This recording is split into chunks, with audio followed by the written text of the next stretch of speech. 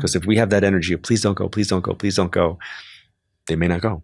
That's so reassuring for so many people who are trying to time that moment perfectly. And that's why if you say to somebody, it's okay, they may transition right after that because you've given them permission. You've released them as best as you can. Yeah. Well, that's the push and pull, isn't it? When you love someone, you don't want them to leave, and at the same time, you don't want them to be in pain. Correct. And so until you're willing to let go and recognize that that's better for them, there is some energetic force that makes them hold on and stay on as well. So I have a phrase that I use with my kids, but I think it's applicable when it comes to grief as well. I have an aunt that said, she's like, I know you're really close with your kids. She's like, but you're going to think they're growing up. You're going to have to let them go. And I said, I'll never let them go. You said that. I said, I'll never let them go, but I will let them grow. And I feel that when it comes to grief.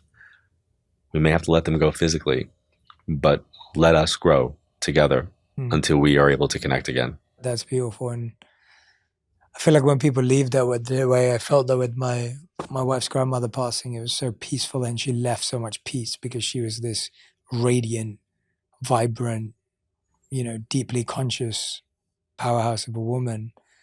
She left like this, really peaceful, sweet, celebratory energy, which was hard because it wasn't, and a legacy of love for the family to kind of stay connected, right? As a result. Absolutely. She gave the language. She gave the energy. She set the structure. My grandmother, I'm feeling from you, like my own grandmother. The level of any of my cousins watching this right now or listening right now, they're immediately thinking about my grandmother in the same way because she inspired family. She inspired connection and love. Yeah, sometimes through guilt, but it still worked. Yeah, exactly. How can people connect with people they've lost in their life on a daily basis? You mentioned earlier that you do that. I was talking about how I do that. How do you suggest people do that and keep that person alive in their life? And is that healthy? I think it's healthy. I think it's important. I think telling stories to people that never knew them. Like I never knew my grandfather. I never met him. My grandfather died before I was born. My mom did an amazing job at making him a three-dimensional figure for me, from explaining what he looked like, how he was emotionally, like positive and negative, by the way. Like she just made him a real person that I kind of felt like I knew him. So it would be like if you go see a movie and I'm not going to get a chance to see the movie and you now tell me all about the movie. Yeah. You give me the plot, you give me the characters, the cinematic of it, all of it. And I feel like I've seen the movie now because you did such a good job describing it. Well, I'm happy she did that because she gave me language. And that language is what I had to use with my kids for her. And I will have conversations with my kids legitimately where I'll be like, make sure you tell my grandkids this.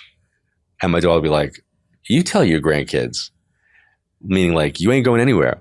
But the reality is, what if I'm not here? That is a reality. I may not be here when they have kids. So I'm having that conversation with them. Make sure you tell my grandkids this. Make sure that they know about this. So I think having the conversation is important. Communicating with people that you know will never know them or meet them so that you're keeping this three-dimensional archetype of a personality present. Because really what it's doing is keeping a bridge between you and them and doing that.